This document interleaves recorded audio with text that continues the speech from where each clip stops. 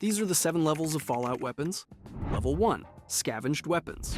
The Alien Blaster is the crown jewel of Fallout 1's uniques. This energy pistol shows up in a random UFO crash encounter, and finding it requires pure luck, since special encounters trigger based on your luck stat and how much you explore. The weapon itself deals absurd energy damage, way beyond anything else you can find at that point in the game. The catch is the ammo. You get a limited supply of alien power cells, and there's no way to get more. Every shot matters. You're not spraying this thing at radroaches. You're saving it for Deathclaws, super mutants, and the Master himself. The Alien Blaster represents everything unique weapons should be. Rare, powerful, and earned through exploration rather than handed to you on a silver platter. The 223 pistol is another powerhouse, and it comes from Zack in the Gunrunner's Fortress in the Boneyard. It's technically a pistol, but it hits harder than most rifles in the game. The damage output is insane for a sidearm, and it uses .223 ammunition, which is relatively common compared to alien cells. This makes it way more practical than the Alien Blaster for everyday use. The 223 pistol proves that unique weapons don't have to be game-breaking to be special. Sometimes being consistently excellent is better than being occasionally god-tier. Players loved this gun because it rewarded them for engaging with NPCs and doing side content instead of just murdering everything that moved. The Turbo Plasma Rifle takes a different approach. Instead of finding it or getting it as a quest reward, you create it. Smitty and Aditum can upgrade any plasma rifle you own into the Turbo version if you help them fix the hydroponic farms. The upgrade reduces the action points you need to fire, which in a turn-based game is absolutely massive. Fewer action points per shot means more shots per turn, which means more dead enemies before they get to act. The Turbo Plasma Rifle isn't about raw damage. It's about efficiency and action economy. It turns energy weapon, builds from good to dominant, and it shows that unique weapons can come from crafting and NPC services, not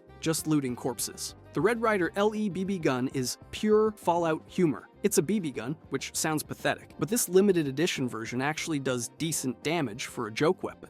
The stock is stamped with Bob's Pre-Owned Car Mart, a reference to a car dealership, and it's hidden in a special encounter just like the Alien Blaster. Finding it requires exploration and luck, and while it's not going to carry you through the endgame, it's a fun novelty that proves Fallout never took itself too seriously. The Red Ryder also started a tradition. Almost every Fallout game since has included some kind of joke weapon or pop culture reference hidden in the world, and it all traces back to this goofy BB gun. The 9mm Mauser rounds out the 5. It's the weakest of the uniques, but it's still better than the standard 9mm pistol you start with. You can buy it or find it in certain locations, and while it's not as exciting as the Alien Blaster or 223 pistol, it fills a role. Early game players who invest in small guns can grab the Mauser and have a reliable sidearm that won't drain rare ammo. Not every unique weapon needs to be legendary. Sometimes being a solid, accessible upgrade is enough. The Mauser taught the series that unique weapons should exist at multiple power levels, giving players at different stages of the game something special to chase. Level 2. Weird Weapons.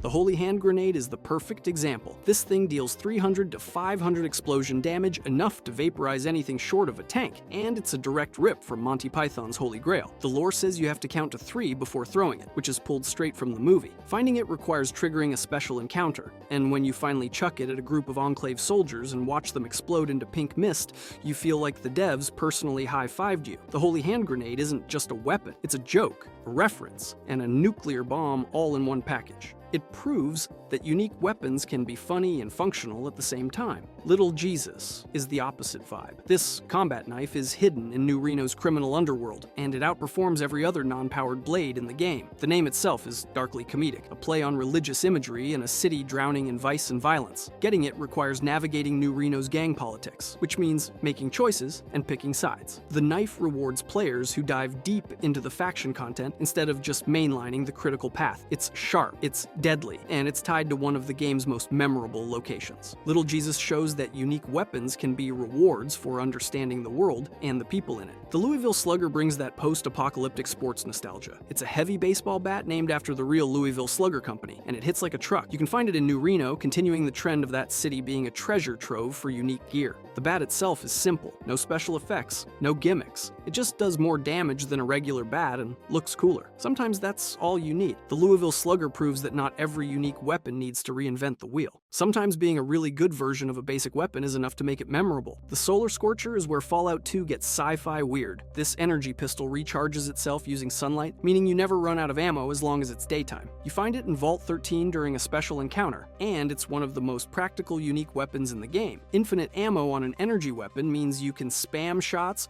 without worrying about resource management. The Solar Scorcher turns energy weapon builds from ammo-dependent to self-sufficient, and it rewards players who explore off the beaten path. It's powerful, it's unique, and it's tied to Vault 13, which carries emotional weight if you played the first game. The improved flamer comes from Algernon, a genius mechanic in New Reno, who can upgrade your flamethrower if you help him out. This is another crafted unique, similar to the Turbo Plasma Rifle from Fallout 1. The upgrade increases damage and changes the fire mechanics, making it more effective at burning groups of enemies. Flamethrowers in Fallout 2 are already strong, but the improved flamer takes it to another level. It's a reward for talking to NPCs, doing side quests, and investing in relationships. Algernon won't help you unless you earn his trust, and that makes the weapon feel like a real achievement. Johnny's BB gun is another joke weapon, a Red Ryder variant tied to a side quest about a missing kid. You rescue Johnny from slavers, and he gives you his prized BB gun as thanks. It's not powerful, but it's sentimental. The quest itself is emotional, dealing with kidnapping and slavery, and the BB gun becomes a symbol of innocence in a brutal world. Fallout 2 uses this weapon to remind you that not everything in the wasteland is about power.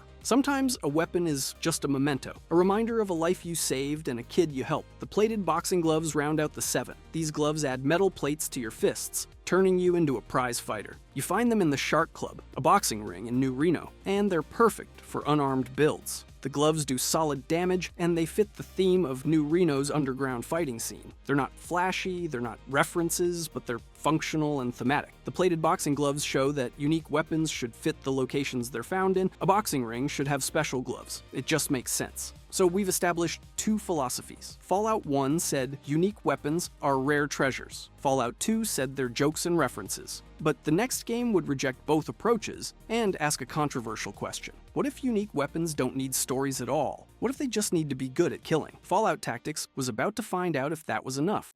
Level 3. Battle Weapons. The Vindicator minigun is the poster child for Tactics heavy weapons. This beast has an insane rate of fire and massive ammo capacity, turning whoever equips it into a walking death machine. You find it late in the game during Brotherhood missions, and once you get it, suppressing fire becomes your new best friend. The Vindicator chews through ammunition like crazy, but the damage output justifies the expense. In Tactics, where you're controlling multiple squad members and positioning matters, having one person lay down covering fire with the Vindicator while others flank is a legitimate strategy. This weapon defined how players approached late-game missions. The Pancor Jackhammer is based on a real prototype shotgun, and in Tactics, it's an automatic combat shotgun that absolutely shreds at close range. The weapon fires in bursts, and each burst can drop multiple enemies if they're grouped together. You find it during specific missions, and it immediately becomes the go-to weapon for close-quarters specialists. The Jackhammer works perfectly with Tactics Breach and Clear gameplay. You stack your squad at a door, kick it open, and the guy with the Jackhammer clears the room before anyone can react. It's brutal, it's efficient, and it feels incredible when you execute it perfectly. The Bren gun shows up as a rare heavy weapon, a British light machine gun that somehow survived the apocalypse and made its way to the Midwest. It does solid sustained damage, and has good accuracy for a fully automatic weapon. The Bren gun fills a niche between assault rifles and miniguns, giving you automatic fire without burning through your entire ammo supply in 10 seconds. You usually find it on high-level enemies or as mission rewards, and getting one means your squad just leveled up. The Bren turns suppression from a nice bonus into a core strategy. The M249 SAW is another late-game find, a squad automatic weapon that balances damage and fire rate better than most other automatics. In Tactics, where ammo management matters because you're equipping an entire squad, the SAW is efficient enough to use regularly without going broke. You find it during Brotherhood supply runs or looted from tough enemies, and it immediately goes to your best shooter. The SAW is reliable, accurate, and powerful enough to handle most threats without requiring rare ammunition types. What makes Tactics interesting is how it treated weapons differently than mainline Fallout games. There are no quest-tied guns with emotional backstories. Instead, weapons are tools for squad tactics. The Vindicator isn't special because of who owned it. It's special because it changes how your squad fights. The Pancor Jackhammer isn't memorable because of lore. It's memorable because kicking down doors and clearing rooms with it feels amazing. Tactics proved that unique weapons don't always need stories. Sometimes being really good at a specific job is enough. But here's the problem. Without stories, these weapons became forgettable. Players remembered Maria from New Vegas. They remembered the Alien Blaster from Fallout 1. Nobody tells campfire stories about the Vindicator minigun. Tactics proved you could make unique weapons work without narrative, but it also proved you shouldn't, and Bethesda was watching. When Bethesda took over, they had a choice. Follow Interplay's story-driven approach, or Tactics' combat-focused design. They chose both, then cranked everything to 11. Level 4. Wasteland weapons.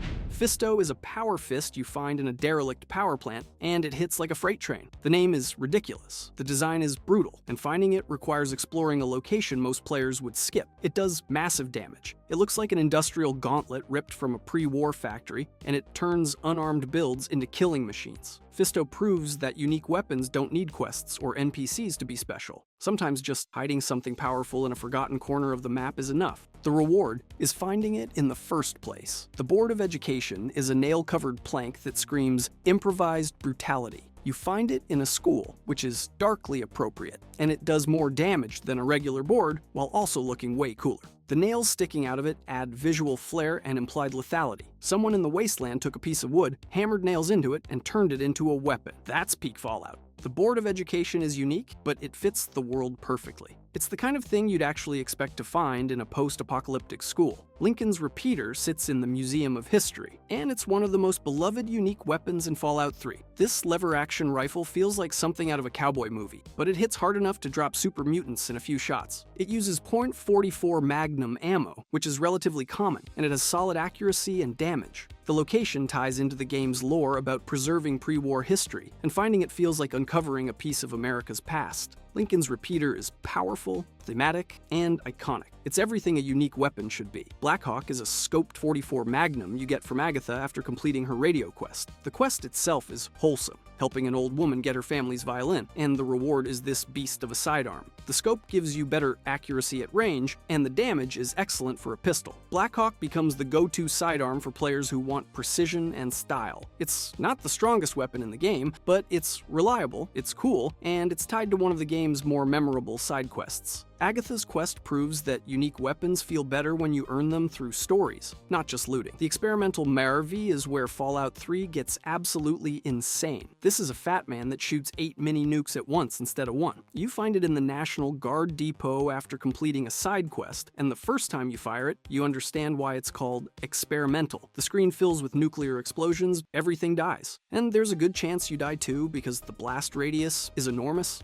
The Murvy is impractical, hilarious, and unforgettable. Fallout 3 was throwing everything at the wall, more weapons, more locations, more chaos. But quantity created a new problem. How do you make unique weapons feel special when there are dozens of them? The answer came from the DLCs, and it would set a dangerous precedent. It's a meme weapon that every player tries at least once, and it's a perfect example of Fallout 3's philosophy. More is better, even if it kills you. Jingwei's shock sword comes from the Operation Anchorage DLC, and it's an electrified blade from a pre-war Chinese general. The sword stuns enemies on hit, which is incredibly useful against tough opponents. It does solid damage, it looks cool with electricity crackling along the blade, and it ties into the DLC's story about a military simulation. Jingwei's shock sword is one of the first DLC-exclusive uniques, setting a precedent that every expansion would add new weapons to chase. It's powerful, it's unique to the DLC, and it gives players a reason to engage with the extra content. The Pit DLC brought Steel Knuckles, a meaner version of Brass Knuckles. They do more damage, they look more brutal, and they're hidden in one of the game's darkest expansions. The Pit is about slavery and moral ambiguity, and finding upgraded Knuckles in that environment feels appropriate. Steel Knuckles aren't flashy, but they're functional and thematic. They fit the world they're found in, and that's what makes them work. Colonel Autumn's 10mm pistol drops during the main quest, specifically during the Waters of Life. This is the pistol carried by one of the game's main antagonists, and killing him or taking it off his body feels significant. The gun itself has better stats than a regular 10mm, and it's suppressed, making it perfect for stealth builds. Taking Autumn's weapon after he tries to kill you is satisfying in a way that finding a random unique in a locker isn't.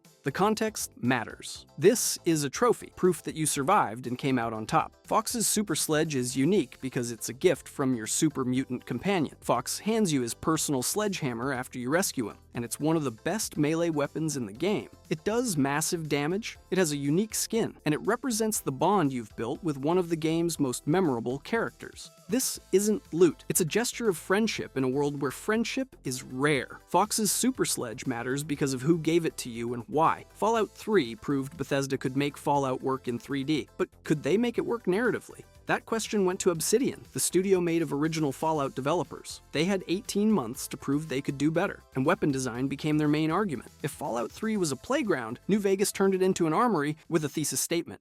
Level 5.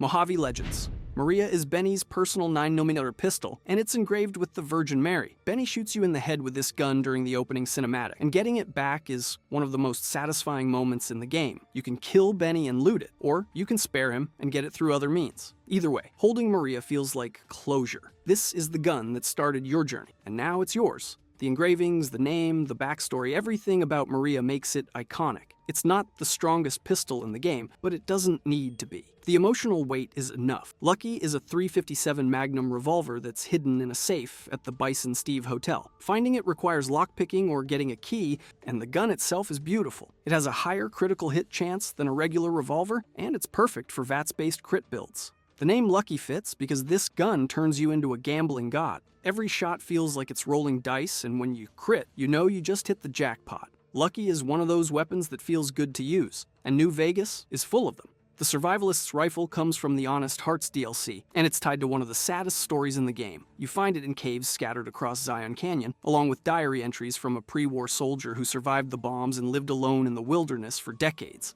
By the time you find his rifle, he's long dead, and the weapon is all that's left of him. The rifle itself is excellent, basically a scope battle rifle with high damage and accuracy. But every time you use it, you think about the man who carried it before you. The Survivalist's Rifle isn't just a weapon, it's a memorial. Fist of Rar is crafted from a Deathclaw talon, specifically the talon of a legendary Deathclaw named Rar. You have to kill this monster in the Lonesome Road DLC, and it's one of the toughest fights in the game. Once you take the talon, you can craft it into a power fist that does absurd damage. The name Fist of Rar is silly, but the weapon itself is terrifying. You're literally punching people with a dinosaur's claw. It's brutal, it's effective, and it's a trophy that proves you beat one of the hardest bosses in New Vegas. Love and Hate are two power fists engraved with those exact words, and you find them in gang camps. The names are simple, the design is iconic, and they do solid damage for unarmed builds. Love and Hate represent the duality of violence in the wasteland. Sometimes you're fighting for love, to protect the people you care about. Other times you're fighting out of pure hate, because the world has wronged you and you want revenge. These weapons capture that philosophy in a way that's almost poetic. The Golden Gloves are gold-plated boxing gloves from Mr. House's Lucky 38, and they're exactly what they sound like. Flashy, expensive, and effective. You find them in House's penthouse,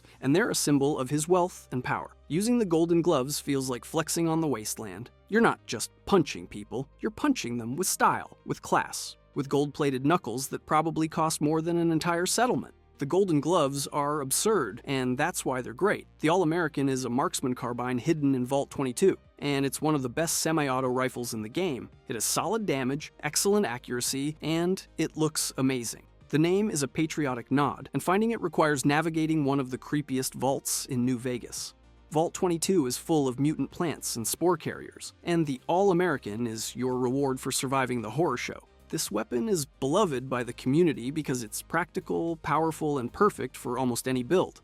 Medicine Stick is a brush gun that combines hunting rifle stats with cowboy aesthetics. It does massive damage per shot, it looks like something out of a western, and it's perfect for players who want to roleplay as a wasteland cowboy. You buy it from the gun runners, which means you need caps, but the investment is worth it. Medicine Stick hits like a train, and every shot feels satisfying. Notice the pattern? Every weapon in New Vegas has context. Maria is revenge. The Survivalist's Rifle is grief. Medicine Stick is power fantasy. This wasn't accidental. Obsidian understood something Bethesda missed. Weapons don't matter because of their stats. They matter because of their stories. But Bethesda was about to push back hard with Fallout 4. The recoil, the sound, the damage numbers, everything about this gun screams power. That gun is a direct reference to Blade Runner, a 2-3 pistol that looks exactly like Deckard's sidearm. Fans of the movie lose their minds when they find this, and even people who don't get the reference love it because it's just a really good pistol. It uses 2-3 ammo, it has decent damage, and it's sold by a vendor in Novak. That gun is accessible, powerful, and iconic. It's one of those weapons that shows up in every New Vegas playthrough because it's just that good. The AER-14 prototype is a laser rifle hidden in Vault 22, the same vault as the All-American. This energy weapon outdamages its base version,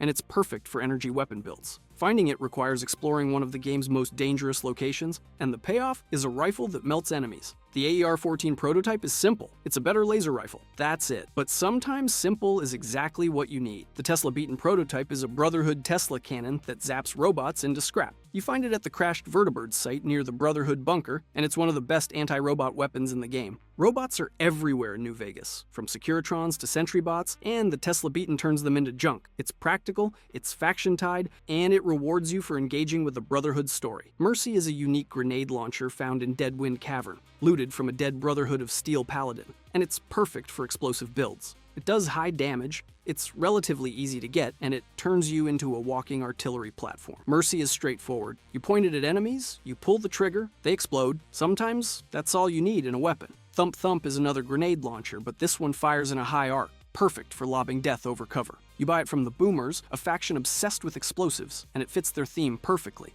Thump Thump is fun to use because it changes how you approach combat. You're not shooting directly at enemies, you're calculating arcs, bouncing grenades around corners, and turning the battlefield into a minefield. Knock Knock is a fire axe with bonus crit damage, and you find it in the Searchlight Fire Station. The name is a joke. The weapon is deadly, and it's perfect for melee builds. Knock Knock does exactly what it says. You knock on death's door, and when it opens, you bury an axe in its face. Pushy is a displacer glove that knocks enemies back, and you find it in a cave. The knockback effect is hilarious and practical, turning tough enemies into ragdolls. Pushy is one of those weapons that feels good to use because the feedback is immediate and satisfying. You punch someone, they fly backward. You laugh. Simple, effective, and fun. The Q-35 Matter Modulator is a plasma rifle that sets things on fire, and you find it in the REPCON facility. It does solid damage, it has a unique effect, and it's tied to one of the game's most memorable locations. The Q-35 is powerful enough to carry you through the endgame, and it looks cool doing it. Paciencia is a hunting rifle that crits like crazy, and you buy it from the Gunrunners. The name means patience in Spanish, which is fitting because this rifle rewards careful, precise shots. Paciencia is a sniper's dream, turning headshots into instant kills and making long-range combat feel effortless. Fallout 4 faced an impossible task. New Vegas perfected story-driven unique weapons. How do you top perfection? Bethesda's answer was to radically change the system entirely. Instead of dozens of named uniques, they added hundreds of randomized legendaries. The fanbase is still fighting about whether this was genius or betrayal, but the named uniques that survived, they had to fight harder to matter.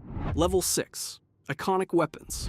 Kellogg's pistol is the flagship unique weapon of Fallout 4. You get it during the Reunions quest after hunting down the man who killed your spouse and kidnapped your son. The Relentless effect refills your action points on critical hits, making it a VATS monster. Every crit gives you more AP, which lets you chain more crits, which gives you more AP. Kellogg's pistol turns VATS from a tactical option into a killing spree. And this is where Fallout 4's philosophy shows. Kellogg's pistol isn't just good, it's mechanically distinct, because now it has to compete with random legendary drops that could theoretically be stronger. Every name unique in Fallout 4 had to justify its existence against a slot machine of possibilities. The gun isn't just strong, it's emotionally charged. This is the weapon of the man who destroyed your family, and now it's yours. That weight makes every shot feel personal. Overseer's Guardian is a combat rifle sold at Vault 81, and it shoots 2 bullets per shot. This effect essentially doubles your damage output, making it one of the strongest rifles in the game. The catch is you have to find Vault 81 and do enough quests to earn access to the vendor. Once you buy it, though, the Commonwealth becomes a shooting gallery. Overseer's Guardian is practical, powerful, and accessible. It's the kind of weapon that defines a playthrough. The Deliverer is a 10mm pistol from the Railroad, silenced and perfect for stealth builds. You get it during the Tradecraft quest, and it becomes your best friend if you're playing sneaky. The Deliverer has a unique perk that reduces AP cost and VATS, letting you fire more shots per turn. Combined with a suppressor, it's the perfect assassination tool. You sneak, you shoot, enemies die, and nobody knows you were there. The Deliverer is efficient, quiet, and deadly. Spray and Pray is an explosive submachine gun sold by a wandering trader named Cricket. Every bullet explodes on impact, turning the SMG into a room-clearing nightmare. The explosions deal area damage, which means you can hurt yourself if you're too close, but the sheer destruction is worth the risk. Spray and Pray is chaos incarnate. You hold down the trigger, bullets spray everywhere, everything explodes, and when the smoke clears, you're the only thing left standing. Big Boy is a fat man that fires 2 mini nukes instead of 1. You buy it from a vendor in Diamond City, and the first time you fire it, you understand why it's called Big Boy. 2 mini nukes hit the target area, doubling the nuclear devastation. It's impractical, it's overkill, and it's absolutely hilarious. Big Boy is the kind of weapon you use when you want to send a message. That message is, everything dies. The Broadsider is a handheld naval cannon found on the USS Constitution, a ship stuck on top of a building because Fallout logic. You help robot sailors get their ship flying again, and they reward you with this absurd weapon. The Broadsider fires cannonballs, and while it's not the strongest heavy weapon, it's one of the coolest. The sound design, the visual effect, the sheer ridiculousness of carrying a naval cannon on your back, it all works. The Broadsider is style over substance, and that's fine. The Cryolator is locked in Vault 111, your starting vault, and you need to either max out lockpicking or bring Dogmeat back later to grab it. This weapon freezes enemies solid, letting you shatter them like ice sculptures. The Cryolator changes how you fight, because frozen enemies are helpless. You freeze them, you switch to a melee weapon, you shatter them. It's brutal, it's efficient, and it's incredibly satisfying. The Cryolator is one of those weapons that makes you feel powerful in a very specific way. The Alien Blaster pistol returns yet again, this time as a random encounter weapon. You find a crashed UFO, follow a blood trail, and discover an alien corpse with the blaster nearby. It uses fusion cells now instead of alien ammo, which makes it way more practical. The damage is excellent, and it's still one of the coolest weapons in the game. The Alien Blaster is a Fallout tradition at this point, showing up in almost every game as a reward for exploring the weird corners of the map. Righteous Authority is a laser rifle from the Brotherhood that fills your critical meter faster on headshots. You get it during the Call to Arms quest, and it becomes a staple for energy weapon builds. The effect rewards accuracy, turning every headshot into progress toward your next guaranteed crit. Righteous Authority isn't the strongest laser rifle, but it's one of the most useful because it synergizes with VATS perks. Experiment 18A is a plasma rifle that fires faster than normal, hidden in a university lab. The faster fire rate means more damage per second, which is always good. You find it in the College Square station, and while it's easy to miss, it's worth hunting down if you're running an energy weapon build. Experiment 18A is simple. It's a better plasma rifle. That's the pitch. And then came the change I promised you at the start. Every Fallout game had one thing in common. You were alone in the wasteland. The unique weapons were yours. Nobody else had them. Fallout 76 asked a question that seemed impossible. How do you make one-of-a-kind weapons in a game with thousands of players? The answer would either save or destroy 20 years of tradition. Level 7. Appellation Rewards. An online multiplayer Fallout sounds like a nightmare on paper. How is a weapon unique if everyone can get it? Bethesda's solution was controversial. They made unique weapons into quest rewards everyone could earn, then flooded the game with randomized legendaries to create actual uniqueness. It was the opposite of Fallout 1's philosophy. Instead of one alien blaster in the world, there were thousands. But your legendary role might be the only one like it. Some players called it dilution. Others called it evolution. Instead of quest rewards from NPCs, most uniques came from events, seasonal content, and DLC updates. The game launched rough, but over time Bethesda added enough content to make chasing these weapons worthwhile. The format changed, but the idea stayed the same. Unique weapons were still rewards for engaging with content. Somerset Special is a 44 pistol that ignores 50% of enemy armor, handed out during a quest. Armor penetration is massive in Fallout 76, because enemies scale with your level, and cutting through half their armor means you're doing real damage. Somerset Special is practical, it's effective, and it's tied to the main storyline. You don't have to hunt for it. You earn it by progressing. Voice of Set is an energy pistol from the Mistress of Mystery storyline, dealing extra damage to robots. Fallout 76 has robots everywhere, from Protectrons to Assaultrons, and Voice of Set turns them into scrap. The Mistress of Mystery questline is one of the best in the game, and the weapon is a fitting reward. It's powerful, it's thematic, and it ties into pre-war lore about comic book heroes. All Rise is a super sledge you get from the mayor for a day quest, and it weighs 90% less than normal. Weight reduction is huge in Fallout 76 because carry capacity is always a problem, and a lightweight super sledge means you can carry more loot. All Rise does solid damage, it's easy to get, and it's perfect for melee builds that don't want to sacrifice inventory space. The Fixer is a combat rifle with stealth bonuses that became meta in PvP. You get the plan from encrypted events, and once you craft it, you become an invisible death machine. The Fixer has faster sneaking speed, better stealth detection, and solid damage. It's the go-to weapon for stealth builds in Fallout 76, and it dominated the meta for months after release. Bethesda eventually nerfed it, but it's still strong. Rose's Syringer and Vox Syringer are exotic syringe guns from the Expeditions update, firing custom chems that debuff enemies. The syringes apply status effects like slow, weaken, or poison, turning these weapons into utility tools rather than pure damage dealers. Rose's Syringer and Vox Syringer are niche, but they're fun for support builds or players who want to experiment with different playstyles. The pumpkin grenade shows up during Halloween, exploding with candy and shrapnel. It's a joke weapon, but it's also surprisingly effective. The explosion does decent damage, and the candy adds to the absurdity. The pumpkin grenade is pure Fallout humor, reminding you that even in a live service game, the series can still be goofy. Holy Fire is a cursed flamer introduced in the Locked and Loaded update. Cursed weapons deal high damage but break faster and have other debuffs. Holy Fire sets everything on fire, does absurd damage, but it also falls apart quickly. The trade-off is interesting. You get massive power, but you pay for it with durability. Holy Fire is high risk, high reward, and it's perfect for players who want to live dangerously. The Pyrolyzer is an energy rifle from the Tracking Unknowns quest, setting things on fire with every shot. The fire damage stacks, turning tough enemies into walking bonfires. The Pyrolyzer is solid for DPS builds, and it's tied to one of the more interesting questlines in Fallout 76. Elder's Mark is a cursed SMG that shreds enemies but drains your health. The damage is excellent, but the health drain means you're constantly chugging Stimpaks. Elder's Mark is another high-risk weapon, and it's perfect for aggressive builds that want to trade health for kills. Blade of Bastet comes from the Mistress of Mystery questline, a melee weapon tied to pre-war comic lore. It does solid damage, it looks cool, and it's part of a full armor set. Blade of Bastet is thematic, it's functional, and it rewards players who complete one of the game's best side stories. So here's what changed forever. Fallout 1 through New Vegas said, unique weapons are rare artifacts you discover. Fallout 4 said, unique weapons compete with random chance. Fallout 76 said, unique weapons are templates, and the legendary system creates the real prizes. If you enjoyed this video and want to see the 7 levels of Fallout vaults, click the video on the screen.